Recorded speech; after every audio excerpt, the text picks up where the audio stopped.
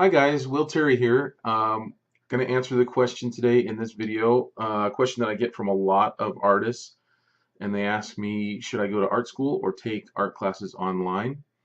And I feel like I'm pretty qualified to answer this since I teach both at a university, teach illustration at UVU, and I also teach online. So I'm going to toot my own horn. I had to do that. Okay, so before I do that, I'm just going to say that you can always check me out on my blog at willterry.blogspot.com, and I usually have a link for it down below, but today I have a link to our online school, SVS. Okay, so the first thing that I'm going to say about this question is it's really an unfair comparison because we'd be comparing apples and oranges, but I think there are some things that are worth looking at and making a few comparisons on. I'll just give you some things to think about. So first off, let's look at price. So online, you could spend anywhere from $1,000 to maybe $3,000 or $4,000 or $5,000, and that would pretty much give you everything that you could probably utilize online. Compared that to a state college where you might spend $25,000 to $30,000, and that's even if they have an illustration program or an animation program, to well over $100,000 if you're going to an art school. So there's really no comparison on cost. I think probably a better thing to look at is what type of student are you, and I think this probably makes a lot more difference on what you plan on doing. For instance, some people are super motivated and they can just they love to draw, they love to paint, they love to create, and they're doing that every day. And it's not hard for them to push themselves. And I've probably in my career only known a handful of people like that. I was not one of them. A handful of people that really actually, a couple of my friends went to art school, went to an illustration program, and then they were better than everybody there, and then they just quit because they felt like the school really couldn't offer much when they saw what the competition was like, and they thought it was a waste of money, and they ended up becoming illustrators. So the first thing is, you could do this. It's possible to do this without any art training. It happens.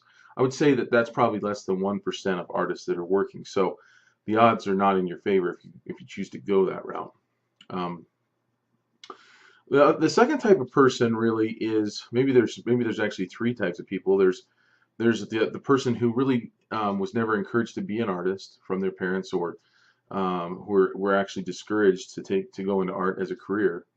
And for those people, because they're not encouraged, they probably aren't spending as much time drawing and painting as they should be. And some of those people find find their art motivations and their art career later on in life. Some people go back to school. Some people have done well in another profession, and then they decide to go into art. And I know some people who have done that very successfully.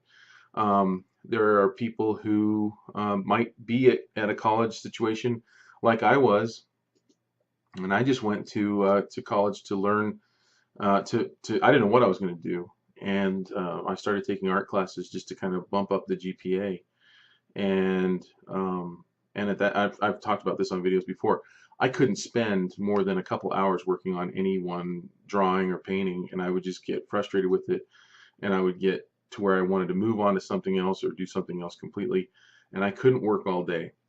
And that was more of a developed habit that I developed over time. So there's all types of students. I would say that if you're really motivated, you'll probably do better. You could probably do better, or I'd give you more of a chance of doing better in doing online school only. I would say that most people would probably need one of the things that you get when you go to a university art program or an art school program is, you're given deadlines, and that forces you to accomplish. So you have the time. Often you're supported, if you're young, you're supported by parents, or you're at least encouraged to go to school, to college from parents.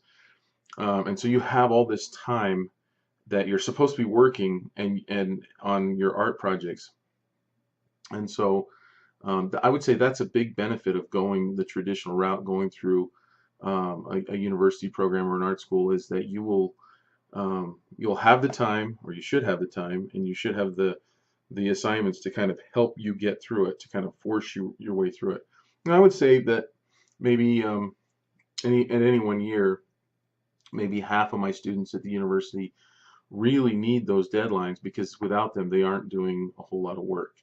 Um, and I think you really should be working towards the point where you don't need to be given an assignment, where you can actually give yourself an assignment. If you can get to that point, you can definitely do a lot better with online learning and online schools. Okay, so there's that. There's the type of student. And then let's see what else. Classmates. So I would say that typically, like, one of the biggest advantages of going to an online, or I'm sorry, a university or an art school, would be the fact that you have classmates, especially if you're outgoing, especially if you can make friends. You will learn just as much, if not more, from your classmates as you do from your teachers.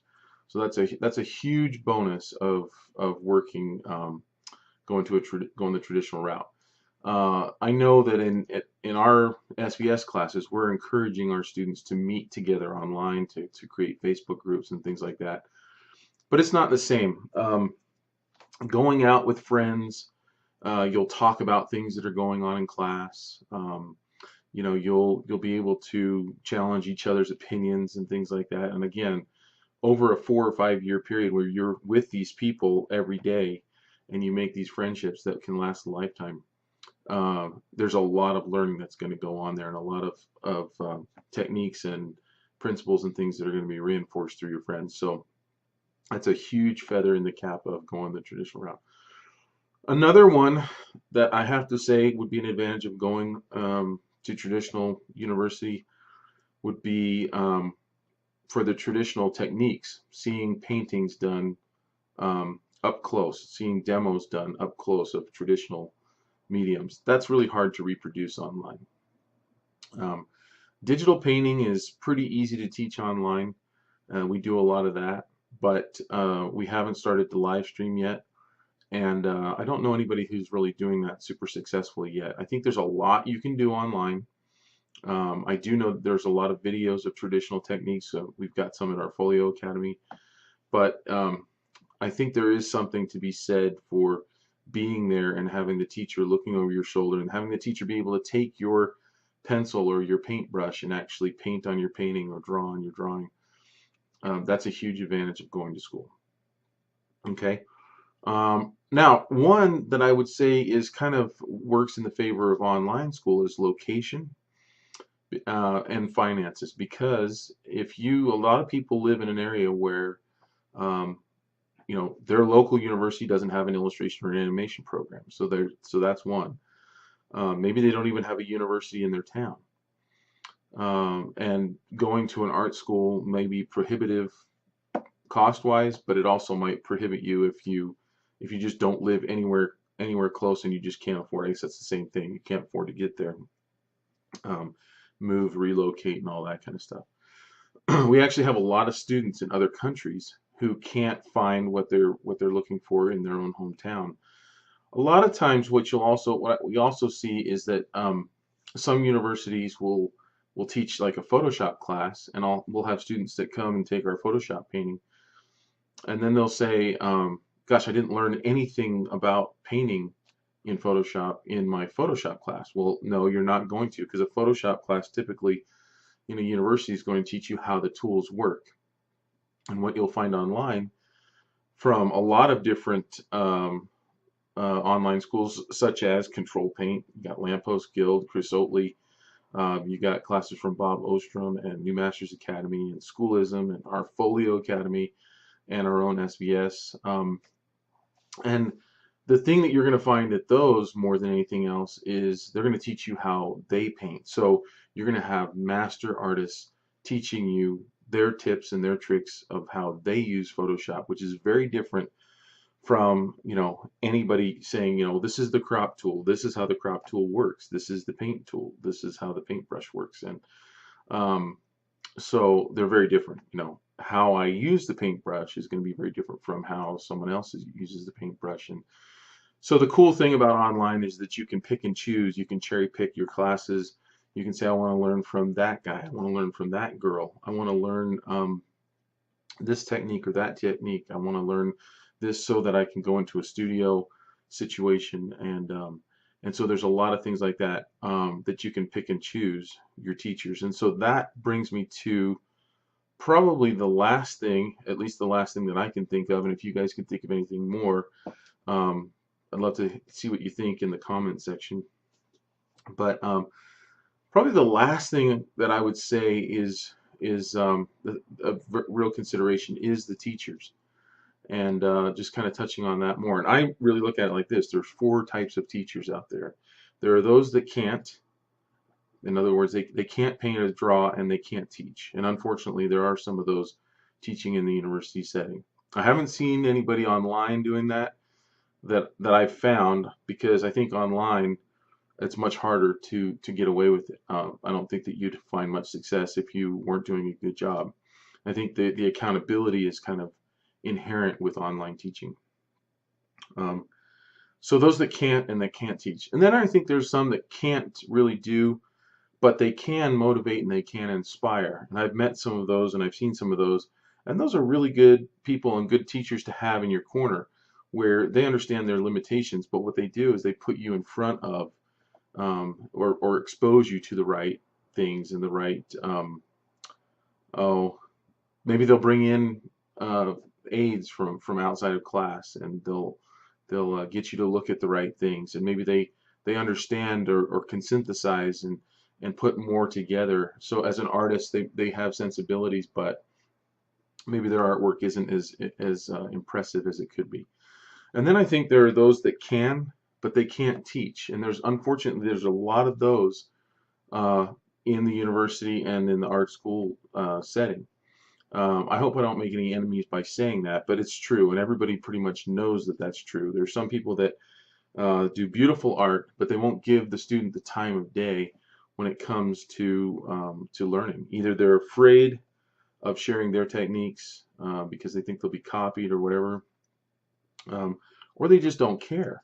Or in some cases, the university has put so many restraints or so many demands on their time with meetings and committees and all sorts of different things that they just don't have time to give students. I've seen that happen a lot of times before too, and that's a shame when that happens, because the whole reason the university exists is for the students, and then the students are sometimes the last ones that get thought about. And that's the nature of the beast, unfortunately, in some situations. And then the fourth group is there's those that can and that are great teachers, and I've seen a lot of those both in the university situation and in art schools. Those that really care, I've seen a lot of those online, and I think those are the people that you should be looking for more than anybody. And the hardest thing to do is to actually know. I mean, you can't go up to somebody and ask it like, I know you have great artwork, but are you going to really spend a lot of time teaching me and taking me under your wing and maybe going the extra mile and spending time to help me understand concepts that I'm not understanding, help motivate me, help say the right thing, work hard on your lessons so that you're actually bringing something to class instead of just saying, go paint, you guys, and turning everybody loose. And that's the thing that, I would suggest that if you're going to go online or if you're going to go to an art school or to a university, you really need to do your homework. Just because you're paying over $100,000 a year for an art school doesn't mean you're going to get a good education. What matters most is, are you going to be able to get the teachers that are the best? Because every art school and every university program has almost all 4 of those groups that I just mentioned. They've got the great ones and they've got the ones that aren't so great. And so the question is, are you going to end up at that art school right after one of their best teachers or some of their best teachers have just left or gone on sabbatical?